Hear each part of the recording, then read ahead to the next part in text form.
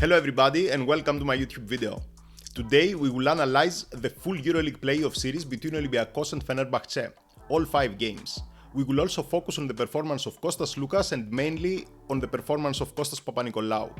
The pattern of this video will be the usual, a mix of game stats with game footage to help us understand what happened in the games. Let's see what we have.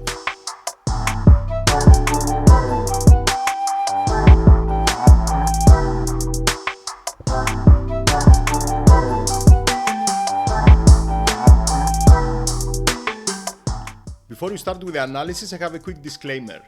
Today I will be mainly using the sub-page of the 3Steps Basket Pro website. Now this sub-page has been specifically designed to help us analyze series of games between two teams, as in this case between Olympiacos and Fenerbahce or other playoff games. Now the disclaimer is about the sub-page itself, as by the time I'm recording this video, the page is still under construction. That means if you visit the 3Steps Basket Pro website right after I upload this video, this specific sub-page will not be available to you. The plan is that it will go live within the next 1 or 2 weeks.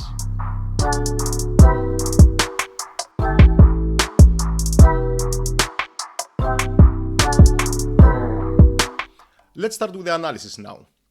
By checking the box stats and having watched all 5 games of the series, it's obvious that Kostas Lucas was one of the main weapons for Olympiacos. As you can see, he was first in points per game, together with Sasha Vezenkov, and then if I sort by assists, Kostas Lucas is first in this list as well.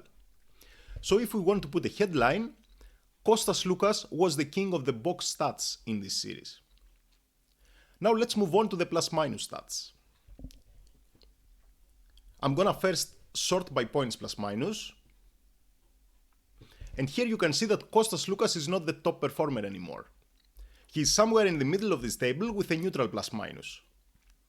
On the other hand, Kostas Papanikolaou is first in points plus-minus with plus 37.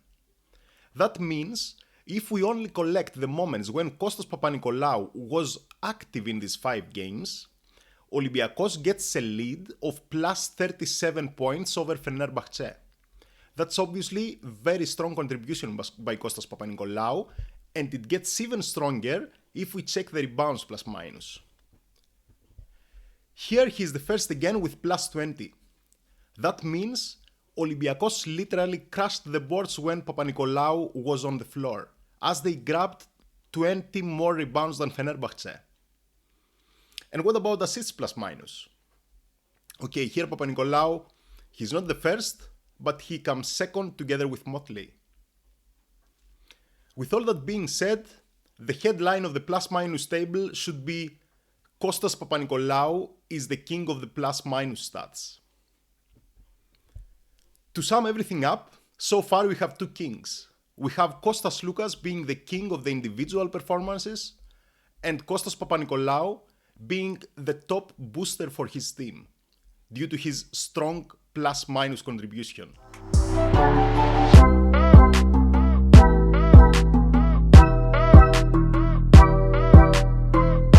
Now let's see what happened to Olympiacos game when Kostas Lucas played together with Kostas Papanikolaou. To do that, we can apply one filter. We have to go here and select Kostas Lucas and Kostas Papanikolaou, both as active players. That will give us the stats of all 5 games limited to the time when both players were on the floor. Let's apply the filter. And here, as you can see, Olympiacos was pretty dominant when this duo was active. They beat Fenerbahce by 17 points.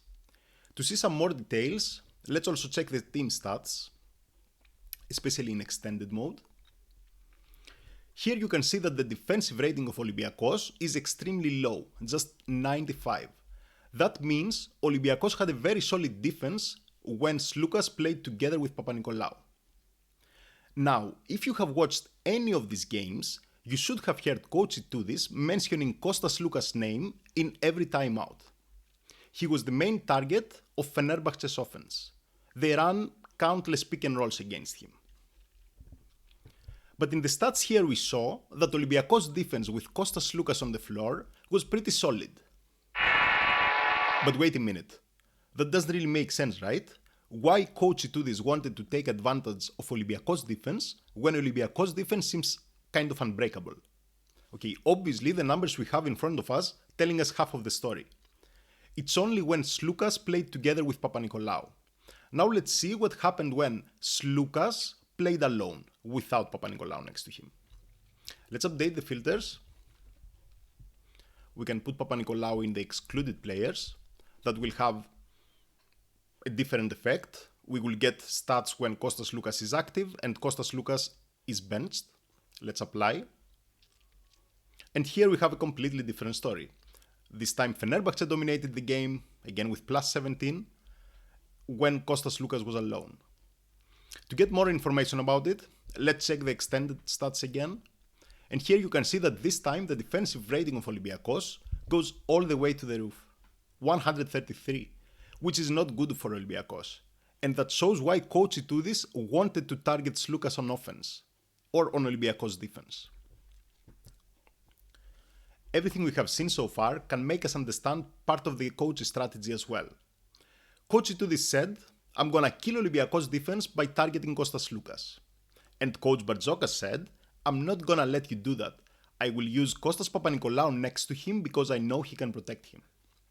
But what is so special with Kostas Papanikolaou and he manages to improve so dramatically Olympiacos defense? For this, we need some game footage to be able to understand how he behaves when he defends. Let's go and check this out.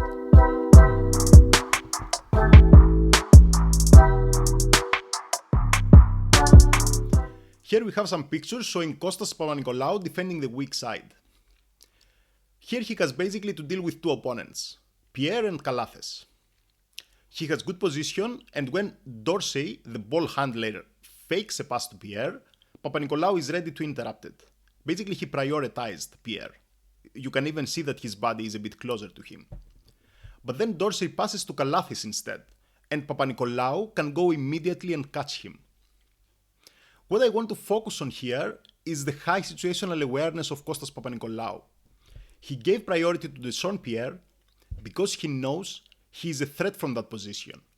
Because as you can see in the yellow circle, he shoots with 43% from that specific spot. Now Papanikolaou left Kalathes alone, but when he got the ball, Papanikolaou was fast enough to catch him. But he knew even if he didn't manage to catch him, Kalathes cannot harm Olympiacos from that spot. In fact, from that specific spot from the corner, Nick Kalathes shoots with only 29%.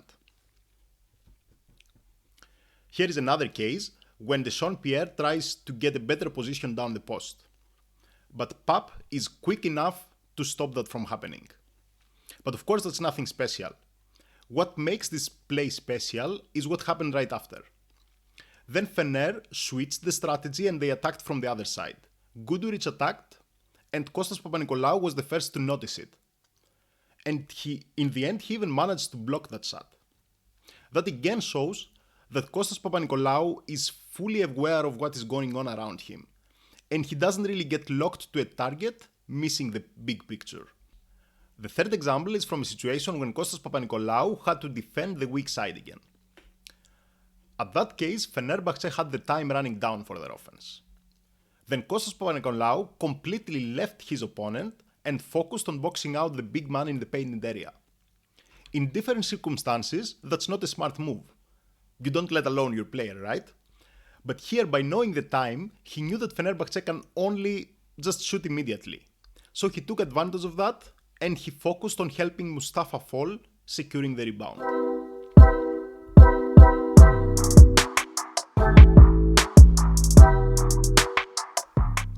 That's the story for the Olympiacos Fenerbahce playoff series. Thanks a lot for taking the time to watch my videos. We will talk again for the EuroLeague Final Four. Until then, have a nice time and enjoy.